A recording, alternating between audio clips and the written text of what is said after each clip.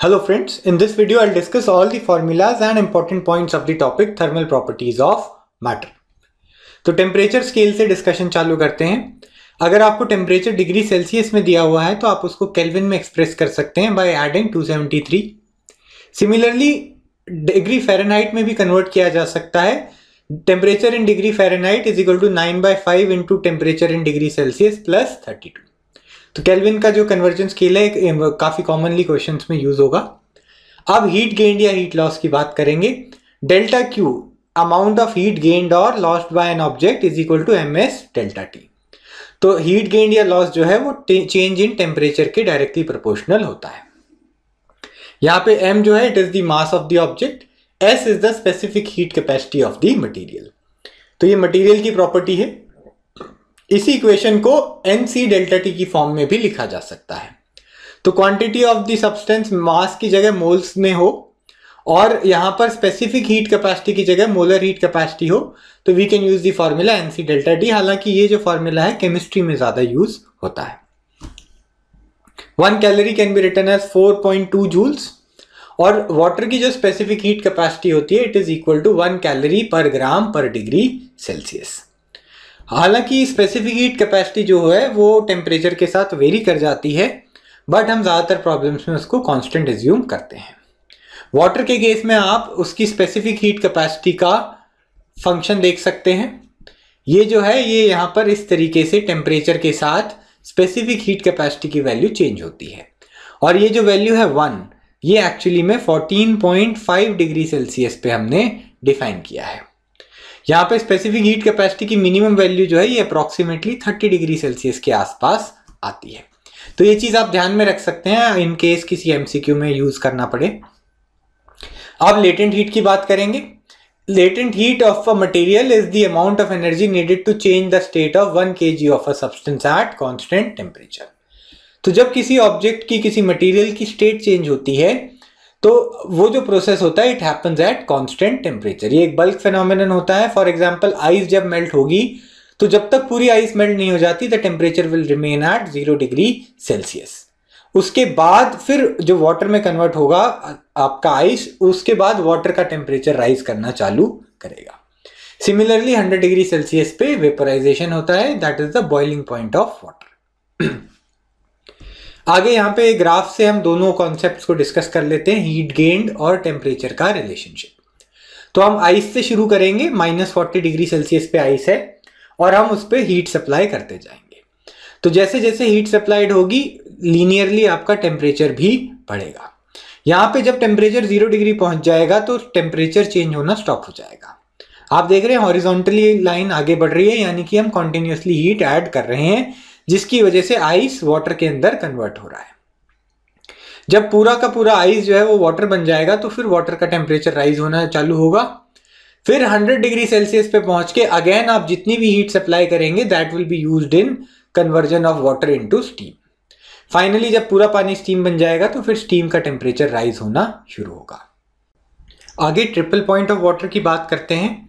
तो यहाँ पे ये जो ग्राफ है इससे हमें पता चलता है कि एक जो सब्सटेंस है उसका मेल्टिंग और बॉइलिंग पॉइंट प्रेशर के साथ कैसे चेंज होता है। तो आपको मालूम है वाटर का melting point is 0 degree Celsius और boiling point is 100 degree Celsius. ये होता है 1 atm प्रेशर पे और चूंकि हमारे सराउंडिंग्स में 1 atm प्रेशर होता है इसीलिए हम इसी टेम्परेचर को याद रखते हैं। लेकिन आप ध्यान रखिए अगर सराउंडिंग्स में प्रेशर चेंज हो जाता है तो सब्सटेंस का मेल्टिंग और बॉइलिंग पॉइंट भी चेंज हो जाएगा। ठीक है, तो ये जो बॉर्डर की लाइंस हैं यहाँ पर, जैसे ये सॉलिड और लिक्विड के बीच की जो लाइन है, इन सब पॉइंट्स पे आपका सॉलिड और लिक्विड साथ में एग्जिस्ट करता है, यानी कि ये सब मेल्टिंग पॉइंट की बात कर रहे हैं। सिमिलरली यहाँ पे लिक्विड और गैस के बीच में जो बॉर्डर की लाइन है, this tells you the various boiling points of water. ठीक है, और 100 डिग्री सेल्सियस पे 1 atm प्रेशर होता है जहां पर बॉइलिंग होती है। तो अगर आप प्रेशर को फर्दर बढ़ा देते हैं तो यहाँ पे आप देखेंगे टेम्परेचर जो बॉइलिंग का टेम्परेचर है वो भी चेंज हो जाएगा। यहाँ पे सॉलिड और वेपर की फॉर्म के बीच की लाइन है, यहाँ पे ये जो लाइन है इससे वो टेम्परेचर और प्रेशर की कॉम्बिनेशन पता चलती है जहां पर सब्लिमेशन होता है, सीधा सॉलिड से गैस। और ये जो जंक्शन पॉइंट है इसको ट्रिपल पॉइंट कहते हैं। ये एक ऐसे टेम्परेचर और प्रेशर की वैल्यू है जहां पर सब्सटेंस सॉलिड, लिक्विड और वेपर तीनों फॉर्म्स में साइमल्टेनियसली कोएग्जिस्ट करता है। वाटर का ट्रिपल पॉइंट होता है 0.01 डिग्री सेल्सियस एंड 0.006 ATM। आगे मूव ऑन करते हैं, एक्सपेंशन की बात करेंगे। अब लीनियर एक्सपेंशन का फॉर्मूला होता है delta L by L is equal to alpha delta T. Delta L is the change in length, capital L is the original length of the rod, alpha is the coefficient of thermal expansion and delta T is the change in temperature. अगर आपकी 2 dimensional body है, जैसे एक plate होती है, तो उसका area change हो जाएगा। Delta A by A is equal to beta delta T. यहां पर बीटा जो है it is the coefficient of area expansion. Similarly volume expansion के लिए delta V by V is equal to gamma delta T use करते हैं। ये हो गया कोएफिशिएंट ऑफ वॉल्यूम एक्सपेंशन। तो अल्फा, बीटा और गामा आपस में रिलेटेड होते हैं। Alpha is equal to beta by 2 is equal to gamma by 3। अगर अल्फा जो है वो मटेरियल के लिए कांस्टेंट नहीं दिया हुआ है बल्कि फंक्शन ऑफ टाइम दिया, टेम्परेचर दिया हुआ है, यानी कि टेम्परेचर के साथ अल्फा भी चेंज होगा, तो आपको इंटीग्रेशन यूज करना पड़ेगा। आप स्मॉल चेंज इन टेम्परेचर के लिए अल्फा की वैल्यू पुट करके small change in length dl निकाल लेंगे और फिर हम दोनों साइड्स को इंटीग्रेट करके टोटल चेंज इन लेंथ निकाल सकते हैं। थर्मल स्ट्रेन का डिस्कशन करते हैं। ये काफी इंपॉर्टेंट टॉपिक है। यहां पर हम एक रॉड को फिक्स करके उसको हीट करेंगे, तो जितना रॉड एलोंगेट होगा उतना ही फिक्सिंग पॉइंट की वजह से उसको जंक्शन पे हम कंप्रेस करते हैं। तो यहां पर हम थर्मल एक्सपेंशन और लॉन्गिट्यूडनल कंप्रेशन दोनों चीजों के फॉर्मूलाज को साइमल्टेनियसली कंपेयर कर सकते हैं। Delta L by L is equal to alpha delta T, ये हमने अभी पढ़ा था। और डेल्टा एल बाई एल होता है एफ अपॉन ए वाई, ये हम मैकेनिकल प्रॉपर्टीज ऑफ सॉलिड्स में पढ़ चुके हैं। F upon A is the stress and Y is the Young's modulus. तो हम यहां पे दोनों टर्म्स को इक्वेट करके गिवन वैल्यूज सॉल्व कर सकते हैं। अगर गैसेस की हम बात करते हैं कांस्टेंट प्रेशर पे, तो equation of state PV is equal to nRT हम अगर यूज करेंगे तो हमारे पास आएगा delta V by V is equal to delta T by T. इसको हम गामा डेल्टा टी से अगर कंपेयर करेंगे तो गामा की वैल्यू आ जाएगी 1 बाई टी। तो ये जो सिंबल है alpha V, it is the coefficient of volume expansion for gases. आगे डेंसिटी की बात करेंगे। अगर हम किसी मटेरियल को हीट करते हैं तो उसकी वॉल्यूम बढ़ जाती है, तो उसकी डेंसिटी कम हो जाएगी, because density is mass upon volume. तो मास फिक्स रहेगा सैंपल का टेम्परेचर के साथ, लेकिन उसकी वॉल्यूम बढ़ जाएगी। तो नई डेंसिटी जो होगी it will be equal to the original density divided by 1 plus gamma delta T. आगे मूव ऑन करते हैं। एक पेंडुलम को अगर हम जिस टेम्परेचर पे डिजाइन करते हैं उससे कम या ज्यादा टेम्परेचर पे उसे यूज करेंगे तो it does not show correct time. तो delta T is the change in time period of the pendulum upon capital T is the original time period and this is equal to alpha delta theta by 2। यहां पर alpha जो है जिस rod से आपका pendulum बना हुआ है उसका कोएफिशिएंट ऑफ लीनियर एक्सपेंशन है। Delta theta is the change in temperature. तो यहां पर हम देखेंगे अगर हम 1 डे को एनालाइज करें, एक दिन में क्लॉक कितना सेकंड्स आगे या पीछे होता है, तो we can use t is equal to 1 day. उसको सेकंड्स में लिखेंगे। 1 डे जो होता है वो 86400 सेकंड्स के बराबर होता है। तो यहां से टाइम लॉस्ट और गेन्ड बाय पेंडुलम आ जाता है alpha delta theta by 2 into 86400। अगर टेम्परेचर जो है वो आइडियल टेम्परेचर से कम है तो क्लॉक फास्ट हो जाती है। क्यों? क्योंकि टाइम पीरियड कम हो जाता है। तो जितना टाइम पीरियड कम हो जाएगा लेंथ कम होने की वजह से, उतना फास्ट जो है वो अपने रिपीटेशंस करेगा। सिमिलरली अगर टेम्परेचर ज्यादा हो जाता है तो क्लॉक स्लो हो जाती है क्योंकि length of the pendulum increases. Time period बढ़ जाता है जिसकी वजह से रिपीटेशंस जो हैं वो स्लो हो जाते हैं। अब कंडक्शन ऑफ हीट की बात करेंगे तो गिवन क्रॉस सेक्शन में से हम कितनी हीट जाएगी उसको देख सकते हैं। यहां पर मैं एक रॉड ड्रॉ कर देता हूं जिसका क्रॉस सेक्शन एरिया है A। ठीक है, तो इसके एंड्स को अगर हम एक फिक्स टेम्परेचर पे मेंटेन करके रखते हैं T1 और T2, मान लेते हैं T1 की वैल्यू T2 से ज्यादा है, तो हीट जो है वो T1 से T2 की तरफ फ्लो करेगी। तो स्टेडी स्टेट अचीव होने के बाद, स्टेडी स्टेट में क्या होता है, रॉड के जितने भी पार्ट्स हैं, जितने भी पॉइंट्स हैं लेंथ के अलोंग, उनका टेम्परेचर फिक्स हो जाता है। तो रॉड का कोई भी पार्ट हीट को एब्जॉर्ब नहीं करता है और जितनी हीट यहां से हम सप्लाई करते हैं उतनी ही हीट दूसरे एंड से बाहर निकलती है। तो amount of heat per unit time यानी कि हीट करंट जो है उसका फॉर्मूला आता है -KA/dT/dx। यहां पर K जो है वो आपका कंडक्टिविटी ऑफ द मटेरियल है, थर्मल कंडक्टिविटी की हम बात कर रहे हैं। A is the cross sectional area, dt/dx is the change in temperature per unit length. तो लेंथ के अलोंग कितना ज्यादा टेम्परेचर चेंज हो रहा है उसके ऊपर हीट करंट डिपेंड करता है।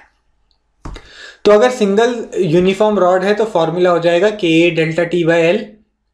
अगर दो रॉड सीरीज में है तो हीट करंट का फॉर्मूला होगा A∆T/L1/K1 + L2/K2। L1 लेंथ पहली रॉड की है और उसकी कंडक्टिविटी K1 है, दूसरी रॉड के लिए L2 और कंडक्टिविटी K2। इसमें अजम्पशन ये है कि दोनों रॉड्स का क्रॉस सेक्शनल एरिया सेम है। अगर रॉड्स पैरेलल में है तो उनकी कंडक्टिविटीज ऐड हो जाती हैं K1 + K2 × A∆T/L। तो अगर हम स्फेयर्स की बात करें तो यहां पर मैंने एक स्फेयर कंसीडर किया है, इसके अंदर एक कैविटी है, तो ये एक स्फेरिकल कैविटी हो गई which is maintained at temperature T1। Outer surface temperature जो है वो T2 हमने मेंटेन किया हुआ है और बीच में मटेरियल जो फिल किया है हमने स्फेयर के अंदर उसकी कंडक्टिविटी है K। तो हीट जो है वो रेडियली फ्लो करेगी अंदर से बाहर की तरफ और हीट करंट का फॉर्मूला आएगा 4πK T1 - T2 R1 R2/R2 - R1। R2 जो है वो आउटर रेडियस है और R1 जो है वो इनर शेल का रेडियस है। इसकी डेरिवेशन भी आप प्रैक्टिस कर लीजिएगा, जेई एडवांस के पॉइंट ऑफ व्यू से इंपॉर्टेंट डिस्कशन है। सिमिलरली अगर एक सिलेंडर के अंदर हम एम्प्टी शेल बनाते हैं which is maintained at temperature T1 और उसका बाहर का कर्व्ड सरफेस जो है उसको हम T2 टेम्परेचर पे मेंटेन रखते हैं तो भी हीट रेडियली बाहर की तरफ फ्लो करेगी। तब हीट करंट का फॉर्मूला आएगा 2πLK T1 - T2/ln R2/R1। आगे न्यूटन्स लॉ ऑफ कूलिंग की बात करेंगे। एक ऑब्जेक्ट जो है अगर उसका टेम्परेचर सराउंडिंग से ज्यादा है तो वो सराउंडिंग्स में हीट लॉस करता है। तो जो रेट ऑफ हीट लॉस है this is proportional to the difference between the temperature of the body and that of the surroundings. तो dq को हम msdθ भी लिख सकते हैं, यहां से msdθ/dt is equal to -K θ of surroundings. तो यहां से कॉम्प्लिकेटेड एक्सपोनेंशियल फंक्शन आ जाएगा इंटीग्रेट करके। हालांकि इस टॉपिक के जो भी न्यूमेरिकल्स होते हैं उनको हम अप्रोक्सीमेट मेथड से सॉल्व कर सकते हैं। इस तरीके के सॉल्व एग्जांपल्स एनसीईआरटी में भी दिए हुए हैं और जेई में कॉमनली पूछे जाते हैं। स्टीफन्स लॉ की हम बात करेंगे, ये है आपका रेडिएशन ऑफ हीट। तो अगर हम रॉड से हीट पास करा रहे थे तो वहां पर उस प्रोसेस को हम कंडक्शन कहते हैं, लेकिन वैक्यूम में से भी हीट ट्रांसफर हो सकती है in the form of electromagnetic radiations. तो जब रेडिएशंस के थ्रू हीट लॉस होता है तो हम पावर डिसिपेशन को इस फॉर्मूले की मदद से पढ़ते हैं which is known as Stefan's law. यहां पर capital A is the surface area of the object which is losing heat. Epsilon जो है ये एमिसिविटी बताता है। एक आइडियल ब्लैक बॉडी की एमिसिविटी 1 होती है, यानी कि एक ऐसी बॉडी जो परफेक्टली हीट को एब्जॉर्ब भी करती है और परफेक्टली हीट को फिर फर्दर रेडिएट भी कर सकती है। अगर क्वेश्चन में एमिसिविटी नहीं दी हुई तो आप उसको 1 अज्यूम करके सॉल्व कर लेंगे। सिग्मा जो है वो स्टीफन्स कांस्टेंट है 5.67 × 10⁻⁻8 SI यूनिट्स में। T⁴ यहाँ पे बॉडी का टेम्परेचर है, -T⁴ temperature of the surroundings. बहुत इंपॉर्टेंट पॉइंट है, ये जो टेम्परेचर की वैल्यूज हैं ये सिर्फ केल्विन में आपको एक्सप्रेस करनी है। इसके अलावा वेन्स डिस्प्लेसमेंट लॉ की बात करते हैं। जब एक बॉडी हीट रेडिएट करती है तो वो इलेक्ट्रोमैग्नेटिक रेडिएशंस की फॉर्म में होगा और हर रेडिएशन की एक पर्टिकुलर वेवलेंथ होती है। तो ऑब्जेक्ट का जो टेम्परेचर है उसी टेम्परेचर के proportionally wavelength of heat emitted जो है वो चेंज होती है। तो जितना ज्यादा टेम्परेचर होता है उतनी ही कम वेवलेंथ से हीट रेडिएट होगी। तो lambda max is equal to B/T। यहां पे lambda max is the wavelength with which maximum amount of heat is getting radiated at a given temperature। ठीक है, तो इसीलिए जब हम मेटल को हीट करते हैं तो पहले वो रेड होता है। ठीक है, जैसे जैसे उसका टेम्परेचर बढ़ता जाएगा तो एमिटेड रेडिएशंस की वेवलेंथ कम होती जाएगी, इसीलिए फर्दर आप मेटल को हीट करेंगे जैसे आयरन तो वो बाद में ब्लू हो जाता है। तो यहाँ पे जो कांस्टेंट B है इसकी वैल्यू है 0.29 सेंटीमीटर केल्विन। आगे देखते हैं टिपिकल क्वेश्चंस टू रिवाइज, जो इंपॉर्टेंट क्वेश्चंस हैं। एक कैलोरीमेट्री बेस्ड क्वेश्चंस को आप प्रैक्टिस कर लीजिएगा, हीट गेन हीट लॉस वाले, जिन क्वेश्चंस में mh डेल्टा टी और ml दोनों का ही एप्लीकेशन आता है। Expansion of ring delta D by D is equal to alpha delta T हम यूज कर सकते हैं, where D is the diameter of the ring. Expansion of a ruler, यहाँ पे मेजरमेंट्स चेंज हो जाती हैं क्योंकि रूलर जो है वो टेम्परेचर के साथ अपनी लेंथ चेंज कर लेता है। और इसके अलावा थर्मल स्ट्रेस से रिलेटेड मैंने आपको क्वेश्चन बताया था, relation between alpha and Young's modulus, ये भी इंपॉर्टेंट क्वेश्चन है। Bending of my metallic strip आप एक बार प्रैक्टिस कर लीजिएगा। Conduction of heat through a combination of rods, हमने देखा था सीरीज और पैरेलल्स में रॉड को अगर हम लगाते हैं तो हीट करंट के फंक्शंस किस तरीके से आते हैं, उसके बेसिस पे आप कुछ क्वेश्चंस कीजिए। Rate of ice formation over a lake की डेरिवेशन आप दोबारा रिवाइज कर लेंगे। न्यूटन्स लॉ ऑफ कूलिंग के अप्रोक्सीमेशन मेथड के बेस पे काफी कॉमनली क्वेश्चंस आ रहे हैं आजकल। और Stefan's law, radiation of energy from the sun से रिलेटेड कुछ क्वेश्चंस आप डेफिनेटली प्रैक्टिस कीजिए। So this was the required discussion. If you found this video useful, do like it and share it with your friends. Please do not forget to subscribe to our channel. Thank you so much for watching.